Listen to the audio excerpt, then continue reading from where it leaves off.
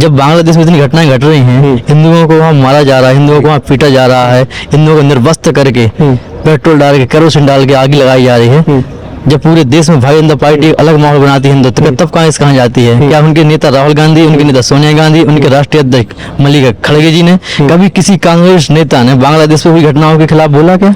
हिंदुस्तान में क्या वोटिंग लेते? हिंदुस्तान में को रहते नहीं है, हिंदुस्तान का खाते नहीं है, हिंदुस्तान का पीते नहीं है। जब सब कुछ हिंदुस्तान में करते हैं और जब हिंदुत्व पे कहीं आँच आती है तो कांग्रेस क्यों नहीं आवाज उठाती? क्या तो इसका सीधा अर्थ है कि कांग्रेस पार्टी हिंदुत्व विरोधी पार्टी है। कांग्रेस के बड़े नेताओं से कोई मिलना के लिए बहुत टाइम लेना पड़ता था। आज हमारे सीएम साहब से भी यदि आम कार्यकर्ता मिल सकता है, कितने इतना एक कनेक्टिविटी जो थी आम लोगों से, वो कांग्रेस में नहीं थी। और भाजपा के सभी नेताओं और सभी कार्यकर्ता और मंत्री और विशेषकर मुख्यमंत्री जी का जो आम लोगों से सीधा लगाव है, वो बहुत काबिले तारीफ है। नमस्कार दर्शकों, आप देख रहे हैं खबर इंडिया और मैं हूं आपके साथ यश पाठक। मध्य प्रदेश में जहां देखो वहां भाजपा एक ही नारा दे रही है, 2 साल बेमिसाल। ये 2 साल क्या सचमुच बेमिसाल है? बस यही जानने के लिए आज खबर इंडिया की टीम धरातल पे उतरी है। हम यहाँ के जो युवा हैं, जो हमारे साथ जुड़े लोग हैं, उनसे जानेंगे और बात करेंगे कि 2 साल बेमिसाल है या नहीं। क्या नाम है भाई साहब आपका? टीकाराम सन, भारतीय जनता पार्टी नेता। टीकाराम सन। टीकाराम जी, ये बताइए, मध्य प्रदेश की जो लोग हैं और जो सरकार है भाजपा, वो सिर्फ एक ही नारा दे रही है, 2 साल बेमिसाल या तेज रफ्तार मोहन सरकार। तो ये जो नारे हैं, क्या ये सच में धरातल पे साबित हो रहे हैं? 2 साल बेमिसाल का जो नारा है वास्तव में धरातल पर काम कर रहा है। सबका साथ, सबका विश्वास लेकर जो माननीय हमारे मुख्यमंत्री जी ने काम किया है, वो अद्भुत है। उनकी कार्य करने की शैली अद्भुत है। 1000 से लाडली बहना 1500 पे आ गए। कल कैबिनेट में जो तलाकशुदा महिलाएं होती थी, उनका भी सहारा नहीं होता था, वो बेघर हो जाती थी। अपने पति से डिवोर्स लेने के बाद किसी कारणवश जो डिवोर्स हो जाते थे, वो महिलाओं को कोई नहीं पूछता था। लेकिन हमारी संवेदनशील मुख्यमंत्री जी ने, हमारी भारतीय जनता पार्टी की सरकार ने निर्णय लिया कल कैबिनेट में कि प्रत्येक तलाकशुदा महिला को पेंशन देंगे और बहुत अच्छे पैमाने पे पेंशन देंगे। और जो मोहन जी का कार्यकाल है, वो एक तरह से देखने लायक कार्यकाल है। चाहे आप उद्योग के क्षेत्र में जाओ, आप कृषि के क्षेत्र में जाओ, आप डेवलप के क्षेत्र में जाओ, आप शिक्षा के क्षेत्र में जाओ, आप रोजगार के क्षेत्र में जाओ, आप प्रत्येक मातृ सम्मान के क्षेत्र में जाओ, आप वृद्ध सम्मान के क्षेत्र में जाओ, मोहन जी के सारे काम अद्भुत हैं। आप कह रहे हैं सारे काम मोहन जी के अद्भुत है। अगर हम एक एक करके आते हैं, कृषि के क्षेत्र में आपने बोला विकास है। कृषि के क्षेत्र में जो किसान हैं हमारे मध्य प्रदेश के, वो काफी परेशान हैं, बोल रहे हैं कि हमें फसलों के सही दाम नहीं मिल रहे हैं, या कृषि सम्मान निधि में लोगों को परेशानी आ रही है। कांग्रेस उसके ऊपर आलोचना कर रही है भाजपा की।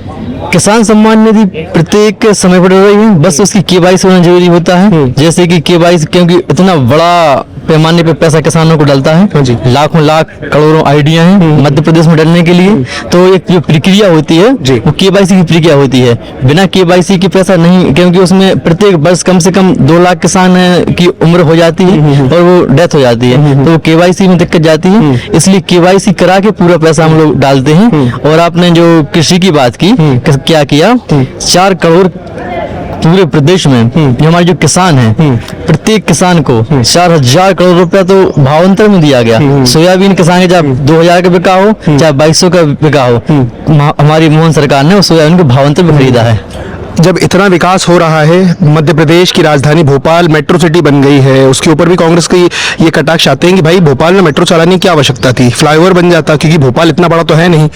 मेट्रो के बनने से जो काम हो रहा है, उससे जो आम लोग हैं, राहगीर हैं, उनको परेशानियां अलग हो रही है। जिस दिन मेट्रो का माननीय मुख्यमंत्री जी ने लोकार्पण किया था, उस दिन कांग्रेस ने जीतू पटवारी जी ने प्रेस कॉन्फ्रेंस की थी और उन्होंने कहा था कि मेट्रो तो कांग्रेस सरकार लाई थी, लेकिन पूरा भारतीय जनता पार्टी ने किया। जो कांग्रेस ने 1.5 साल में रह के कमलनाथ जी ने धुआंधार भंटाधार घोषणाएं की थी, उनको माननीय मोहन जी पूरा कर रहे हैं। धुआंधार भंटाधार घोषणाएं करी थी, लेकिन कांग्रेस तो भाई बोलती है कि भाजपा की जो घोषणाएं हैं वो कागजी रूप पे साबित रहती है, तो कुछ धरातल पे नहीं उतरती है। भारतीय जनता पार्टी की प्रत्येक घोषणा धरातल पे है। आपको ऐसी घोषणा बताओ जो माननीय मुख्यमंत्री जी ने की हो, धरातल पे ना आई हो। चैलेंज है कांग्रेस को। अच्छा, इसके अलावा मध्य प्रदेश में कई सारी योजनाएं चल रही हैं महिला सशक्तिकरण के लिए।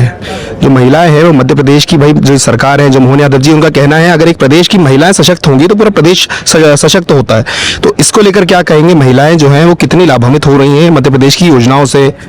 नारी सम्मान के लिए प्रत्येक महीने 1500 करोड़ रुपए नारी सम्मान के लिए जा रहा है। इसके अलावा भी आपकी और भी पेंशन, विधवा पेंशन भी जारी है, नारी सम्मान पेंशन भी मासिक जारी है। इसके अलावा कल और भी मातृ सम्मान के लिए कैबिनेट में फैसला लाए हैं, तो मातृ सम्मान की लगभग 3000 करोड़ का बजट महीने का मातृ सम्मान के लिए खर्च होगा।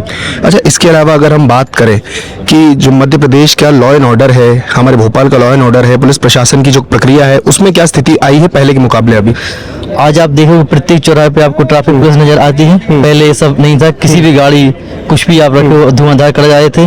आज रोका टोकी है, आज घटनाएं कम घट रही हैं, आज पुलिस प्रशासन सख्त है और प्रत्येक आम इंसान को इसका लाभ मिल रहा है।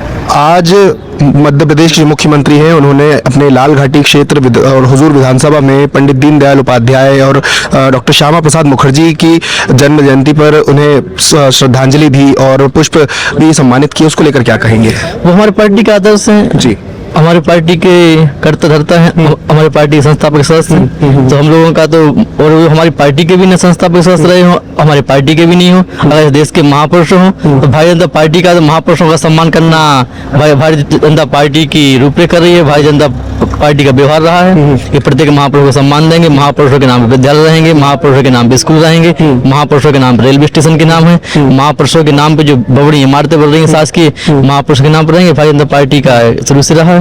अच्छा, लेकिन जो कांग्रेस है भाई, उसका कहना है कि जब से भारतीय जनता पार्टी की सरकार आई है केंद्र में और प्रदेश में, ये सिर्फ दो ही चीजों की राजनीति चला रही है। एक तो हिंदू मुस्लिम को अलगाव करके एक गंदा प्रोपेगेंडा यूज कर रही है, और दूसरा नाम बदल के राजनीति कर रही है। वो चाहे अलग अलग शहरों के नाम हो या कुछ बड़ी इमारतों के नाम हो, जो कांग्रेस ने नाम दिया था उसको बदल के अपने अपने नए नाम रख के उसके ऊपर राजनीति कर रही है। आपने दो बातें पूछी। हाँ जी, कांग्रेस को लेके, एक कांग्रेस ने पूछा हिंदू मुस्लिम को लेके, हाँ जी, और एक पूछा आपने नामकरण को लेके। तो पहला आंसर है आपका हिंदू मुस्लिम को लेके।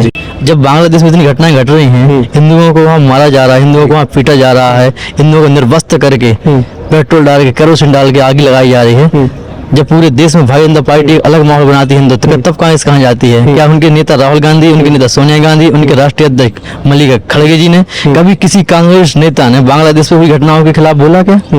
क्या वो इस हिंदुस्तान के राजनीति नहीं करते? हिंदुस्तान में क्या वोट नहीं लेते? हिंदुस्तान में कोई रहते नहीं है? हिंदुस्तान का खाते नहीं है? हिंदुस्तान का पीते नहीं है? जब सब कुछ हिंदुस्तान में करते हैं और जब हिंदुत्व पे कहीं आँच आती है तो कांग्रेस क्यों नहीं आवाज उठाती है? क्या तो इसका सीधा अर्थ है कि कांग्रेस पार्टी हिंदुत्व विरोधी पार्टी है। कांग्रेस पार्टी हिंदुत्व विरोधी पार्टी, लेकिन कई सारे हिंदू भी तो है हमारे प्रदेश के जो कांग्रेस को वोट देते हैं, समर्थन करते हैं उनका।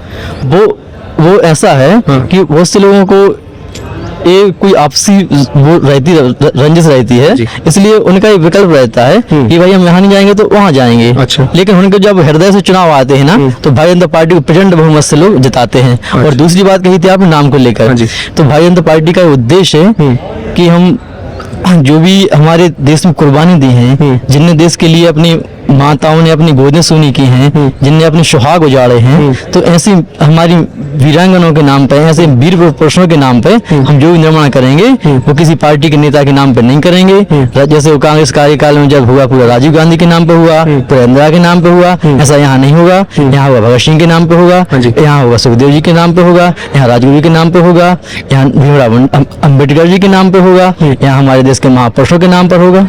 और आपने देखा ही रानी कमलापति जी भोपाल की रानी थी, बिल्कुल, उनने अपने बच्चे का कुर्बानी दी थी, तो आज उनके नाम पे स्टेशन है। बिल्कुल बिल्कुल, प्रदेश में जानी जा रही है। आइए और लोगों से बात करते। क्या नाम है भाई साहब आपका? मेरा नाम अखिलेश चौहान, देवास मध्य प्रदेश से। अखिलेश चौहान जी, आप देवास से आए हैं। ये बताइए सबसे पहले तो कि मध्य प्रदेश में जो हमारे मोहन यादव जी हैं, उनके 2 साल पूरे हो चुके हैं बतौर मुख्यमंत्री के। क्या देखते हैं, कैसा विकास हुआ है भोपाल में, पूरे प्रदेश में और खास तौर पे आपके देवास में? देखो, 2 साल डॉक्टर मोहन यादव जी का जो विकास का मॉडल है पूरे हिंदुस्तान में और पूरे देश में जी पॉपुलर हुआ है। हाँ जी। आज उनकी जो हर योजनाएं आम जनों तक पहुंच रही है और विशेषकर युवाओं के लिए वो एक वरदान साबित हुए हैं। भाई आप कह रहे हैं युवाओं के लिए वरदान साबित हुए, लेकिन जो कांग्रेस है उनका कहना है भाई मध्य प्रदेश के जो युवा हैं पढ़ लिख के डिग्रियां ले लेके बैठे हैं, लेकिन उन्हें रोजगार नहीं मिल रहा है, वैकेंसियां नहीं आ रही हैं। देखो, मध्य प्रदेश के लिए युवाओं के लिए वरदान साबित इसलिए कि आज पूरा विश्व का सबसे बड़ा स्टार्टअप जो महासंगम हुआ था पिछले साल, ग्लोबल इन्वेस्ट समिट भोपाल में मध्य प्रदेश में हुआ था, जहाँ से कम 125 देशों के लगभग उद्योगपति, और मैं आपको अमाउंट बताऊं तो करीबन 30,000 करोड़ का जो एक इन्वेस्टमेंट था वो एमपी को मिला था। सिर्फ एमओयू साइन हुए हैं, धरातल पे कुछ विकास नहीं दिख रहा है, उनका ये भी कहना है। धीरे धीरे अस्तित्व में आएगा वो सब चीजें, है वो जो प्रोसेसर से गुजर रहा हाँ है जी। और निश्चित तौर से आने वाले कुछ सालों में धरातल पे हमारा मध्य प्रदेश में एक युवाओं के लिए रोजगार का एक बहुत बड़ा हब बनने जा रहा है और मध्य प्रदेश से पूरा विश्व में एक ऐसा संदेश जाएगा कि यहाँ युवाओं के लिए वास्तव में मध्य प्रदेश की सरकार जन कल्याणकारी के साथ साथ युवाओं के हृदय और में वास करती है, जिसकी वजह से